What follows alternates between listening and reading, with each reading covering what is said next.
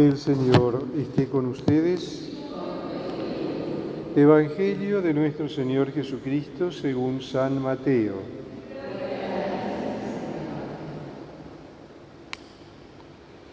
Jesús tomó a Pedro, a Santiago y a su hermano Juan y los llevó aparte a un monte elevado.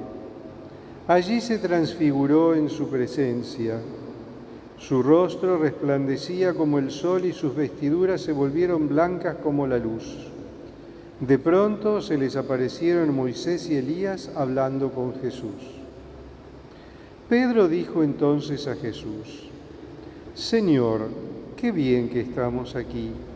Si quieres, levantaré aquí mismo 3 carpas, una para Moisés, una para Elías y otra para ti.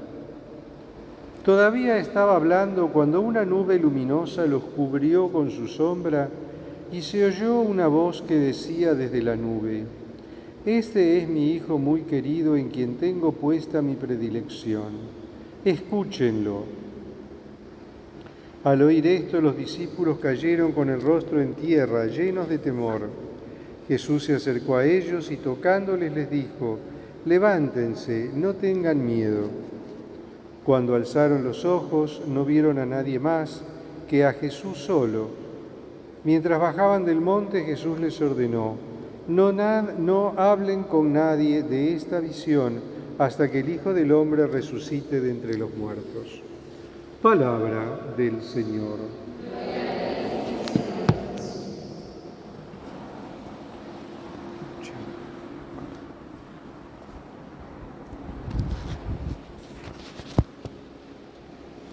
Tenemos para nuestra reflexión en este segundo domingo de Cuaresma este relato de la transfiguración del Señor. Si nosotros vemos la lógica interna de los evangelios sinópticos, Mateo, Marcos y Lucas, vemos que el relato de la transfiguración está puesto inmediatamente después del primer anuncio de la pasión, siempre en el marco de la confesión de Pedro, cuando Pedro le dice: tú eres el Mesías.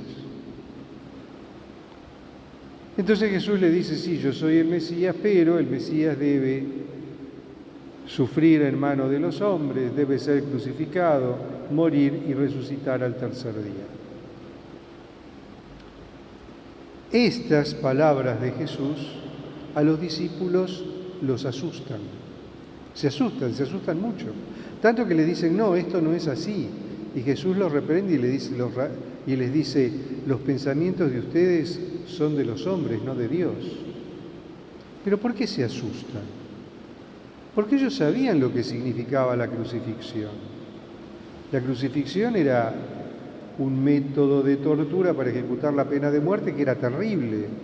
No solo el reo sufría horrores, sino que resultaba algo sumamente infamante para la persona que lo padecía, porque estaba condenado por todos lados, condenado por los hombres en primera instancia, pero también hasta condenado por Dios. Era la condena total, la repulsa social, implicaba prácticamente la destrucción de la persona más allá de su muerte, además de su muerte. Entonces a los discípulos esta perspectiva los aterraba. Entonces, este hecho de tomar a Pedro, Santiago y Juan, ir a un monte y transfigurarse, es una forma de decirles: miren que después de la resurrección después de la muerte hay algo, después de la cruz hay algo. La cruz no es el final, la cruz es un paso necesario para la gloria.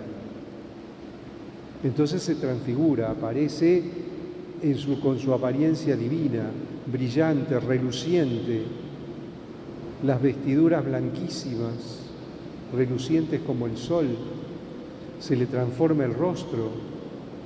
Ven a Jesús en el esplendor de su gloria. como una forma también de generar en ellos confianza y esperanza.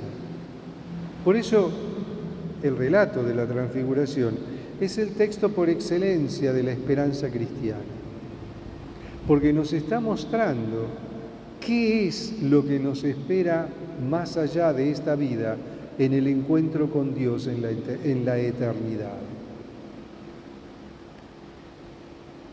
Pero esta transfiguración del Señor no solo es un hecho maravilloso por el aspecto del Señor, porque digamos que el Señor les está permitiendo a los discípulos espiar por el ojo de la cerradura lo que sería la gloria del cielo,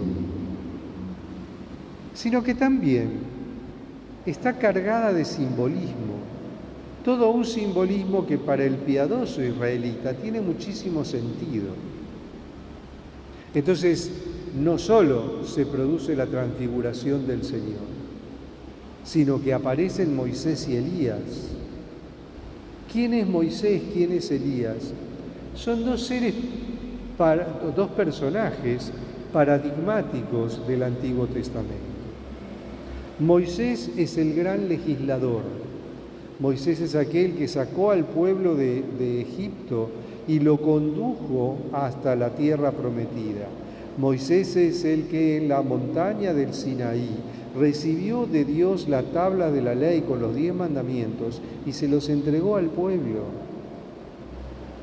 Moisés es el que construyó, y eso lo podemos leer en el libro del Levítico, todo el aparato jurídico que acompañó al pueblo de Israel durante su existencia como nación. Fue el gran legislador. Y por otro lado, Elías, el profeta por antonomasia, aquel que en nombre de Dios y con el poder de Dios dominó la naturaleza, cerró los cielos, no llovió durante 3 años, abrió los cielos, llovió que fue una maravilla, exterminó a todos los adoradores de Baal y luego no muere, sino que es arrebatado por el carro de fuego y llevado a la gloria de Dios. O sea, es el profeta por antonomasia. Y en la persona de Jesús se juntan estos dos personajes. Jesús, que nos da la nueva ley del reino, y Elías, el gran profeta que anuncia la salvación. Pero Jesús ahora no solo anuncia la salvación, sino que viene a traerla y a realizarla a Él a través del misterio de la cruz. Luego está la nube, esa dichosa nube de la cual sale esa voz que les habla a los discípulos. ¿Qué sentido tiene la nube? La nube para el pueblo de Israel tiene muchísimo sentido, porque la nube era la que los protegió de los egipcios durante el Éxodo. Cuando salían de Egipto, la nube se interponía, la nube indicaba la presencia de Dios, y se interponía entre el pueblo de Israel y los egipcios para confundirlos, para que no puedan alcanzarlos. La nube los acompañó a lo largo del camino en el desierto, se posó en el monte Sinaí, para que cuando Moisés se acercó a hablar a Dios, pudiera hablar con Dios cara a cara, pero sin verlo, porque la gloria de Dios lo hubiera fulminado. La nube acompaña al pueblo en el camino del desierto, significando la presencia de Dios que los guía hacia la tierra de promisión.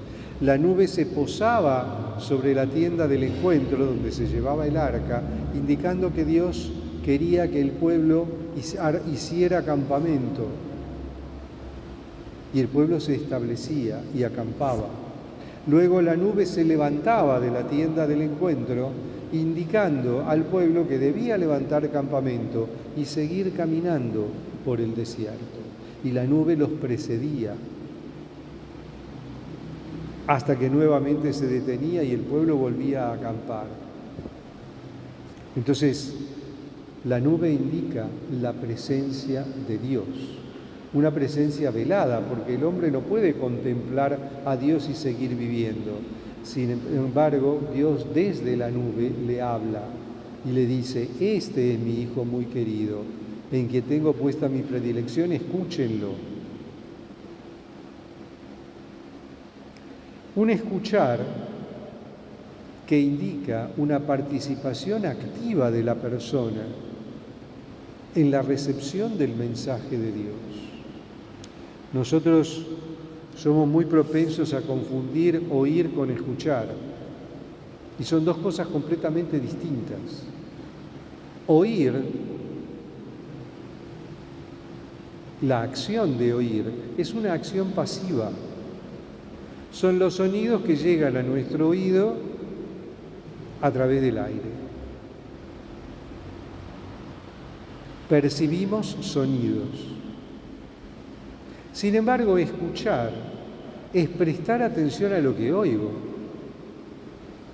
Y si yo presto atención a lo que oigo, eso que estoy escuchando tiene que, de alguna manera, permear en mí, hacerse carne en mí. Por eso es que la palabra de Dios no la oímos, la escuchamos. ¿Por qué es palabra de salvación? Porque nos está anunciando el camino. Y también la palabra de Dios la obedecemos. Quiere decir que la escuchamos con la intención de poner en práctica aquello que el Señor nos dice. Por eso esta advertencia: este es mi Hijo muy amado, escúchenlo.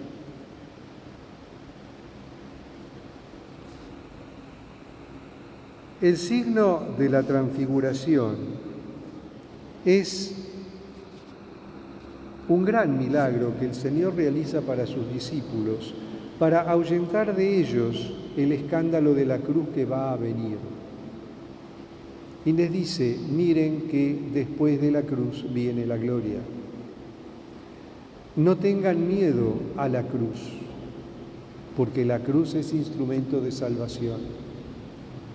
Escuchen lo que el Señor les dice, pónganlo en práctica y no tengan miedo a la cruz, porque después de la cruz viene la gloria.